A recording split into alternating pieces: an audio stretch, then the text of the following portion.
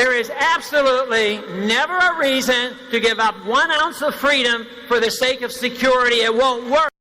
Your money, your stories, your freedom. The Peter Schiff Show.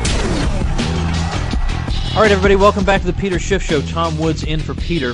I am not going to take much time introducing Ron Paul to you guys because you know who he is, and we have such limited time with him. But if you have read any of my stuff or seen any of my videos responding to his detractors, you know some fraction of my esteem for this man. So let me just welcome him to the program right now. Welcome, Ron Paul.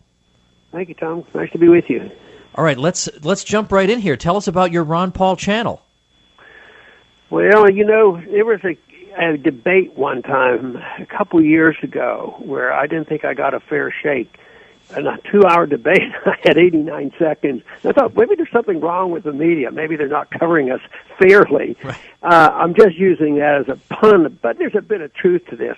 We don't get a fair shake. The people who believe in liberty and limited government don't expect it from the ordinary media.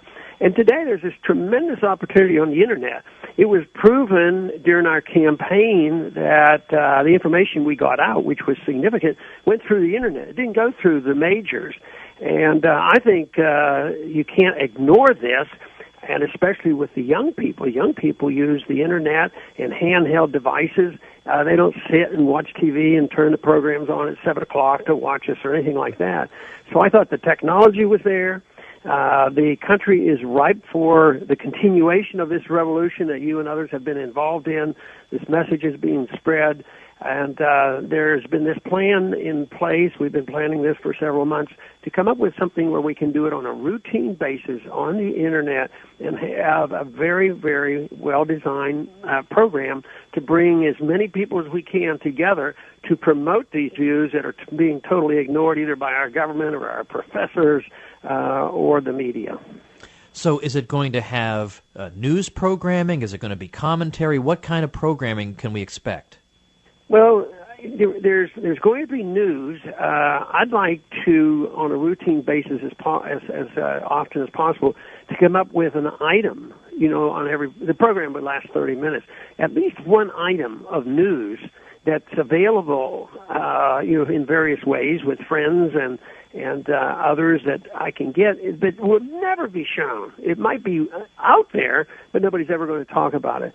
So I want to do that. I would also like to pick up, some of the cliches on foreign policy and economics, and they float around all the time, assumptions even on our business cessations, about the business cycle. Catch somebody in just repeating this, which is supposed to be the gospel, and explain these cliches.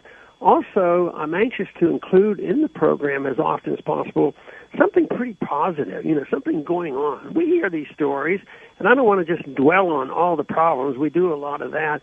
But, whether it's a state level, and you keep up with that so much on nullification, I think there's a significant group of people now, left and right. I mean, just think of how the people who would like the states to decide what the marijuana laws should be, these are basically liberals, and they're arguing the case for nullification. So I think when there are victories, even though they're not permanent and total, I think we should emphasize those rather than ignoring them. The website is ronpaulchannel.com, where you can sign up to get information about the upcoming channel. Do you have a launch date set yet? Well, the official probably will be in August, but there will be people who sign up will get more information and maybe some examples going out there. But it'll probably be the first part of August that the official programming will start. So it's a major undertaking. It's not quite like we have been used to doing YouTube. YouTube, you get a cameraman, you stick it out there, and that's all there is to it. This is real programming. But the one nice part about this, it accepts, a principle of the YouTube in that you don't have advertising, you don't have precise times, you don't cut people off. If I have a good program going and it's scheduled for 30 minutes and it's 29 minutes or 30, nobody's going to beep in and say, close down. It's the channel. It belongs to us. It belongs to the organization that's going to run it. So, if I do a program for 30 minutes, say from 11 o'clock to 11:30, and it's over, and at 12 o'clock, there's something big going on, something, maybe another war in Egypt or something like that, and you want to talk about it, we can click back on again. So we can jump in anytime, and you know how quickly things change financially. Look at what happens when these silly things come up with the Federal Reserve and they make an announcement and the whole world is turned upside down merely by the words that are chosen. And I would like to be able to get as many people involved that are, really expert in this and respond to it as quickly as possible. And as usual, I want to keep up very much with the foreign policy and the wars that are going on. They're so significant. On economics, the marketplace, plus especially the Federal Reserve. And then once again, the great concern that American people are experiencing now with the destruction of our privacy and the destruction of our civil liberties. And one other goal that I would have is to try to revive some of the coalitions to be anti-war. That was supposed to be a liberal idea. Progressives are supposed to be against war. But where are they now with Obama? They're more Democrats than they are progressives. And this is the reason I really like to work with people from different factions who at least are honest and not just pure Democrats. For instance, in the Institute for Peace and Prosperity, Dennis Kucinich is working with me.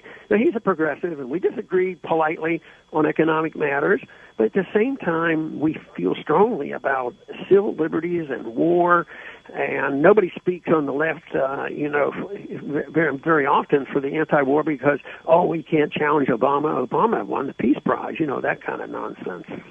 Well, we've got only a couple minutes left. I just want to give you a chance to say something about that Ron Paul Institute for Peace and Prosperity. RonPaulInstitute.org is another important thing you've done since retiring. You were talking to Mike Church once, and he asked, so you're retiring from Congress, what are you going to do next? And you said to him something like, well, I'm not going to be sitting in a rocking chair, I can tell you that, and it seems to be true. So just a brief word before you have to run about what the Ron Paul Institute for Peace and Prosperity is all about. Well, in discussion with Daniel McAdams, who worked with me for a good many years on foreign policy, who's a real expert on this, we've set up the Ron Paul Institute for Peace and Prosperity, which is designed mainly to deal with the complicated messes around the world, on foreign policy. But the neat thing that we have, our job is not so difficult. We see the messes that are created by our involvement. The solution is pretty simple. We got to just stay out of that. And Daniel is a real expert, and we have quite a few people working with him, and we're going to have conferences. So I think it's very, very important. I thought at the beginning, this is important, but who cares? And there's nothing like the 1960s where there was this anti-Vietnam sentiment. But to our surprise, there's been a lot of support and a lot of encouragement. So I think it's a very important thing that we're doing there as well. Well, I promised I would get you off by 10:15 a.m. Central. I'm keeping that promise. Ron Paul, you are an inspiration to us all. Best of luck with these ventures. Talk to you again soon. Thank you, Tom.